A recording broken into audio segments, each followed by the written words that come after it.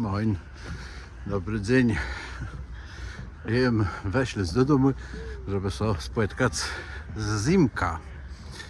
Zamaminana, ale to co pani stalo, trzeba zrzucać z lecheta.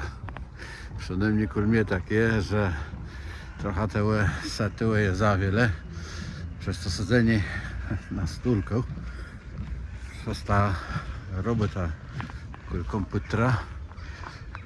No a teraz jest najlepszy czas, żeby się stać, jeść bardziej aktyw.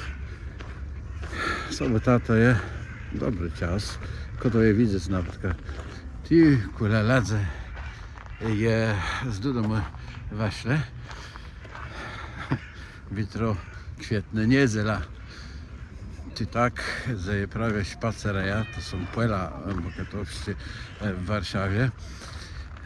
Może to tyś widzę ta za mną siądze.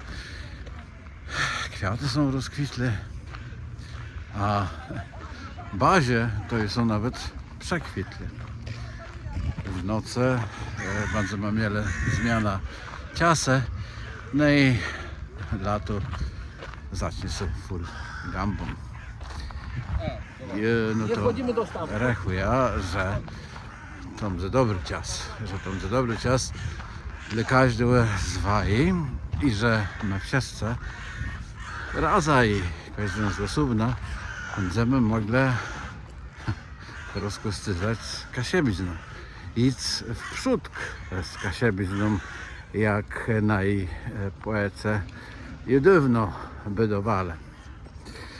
Każdy może sobie wspić na nowości Warszawa, tak jak ona dla niego jest.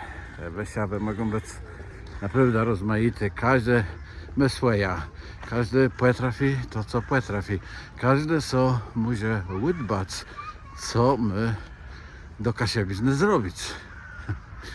Wiele tego jest. Nawet mnie w głowie nie mieści jak wiele i tylko tak wiele jak ledzę, bo doch łódbę mamy rozmaite. Rób ta dla kasiebizny, zjejta w kasiebiznie, bo kasiebski język to nie jest ledzyl na im. Juwernotę. To jest chyba najważniejszy dziel na jej juwernotę. Chodząc tu po polach buketowskich po tej Warszawie i myślę o kasiebach, o zimku na kasiebach. Myślę o najtatczyzny wsiądze i wiedno. I wejdziesz proszę. Myślę tałe kasiebscy wsiądze a wiedno. Niech łena będzie ziw.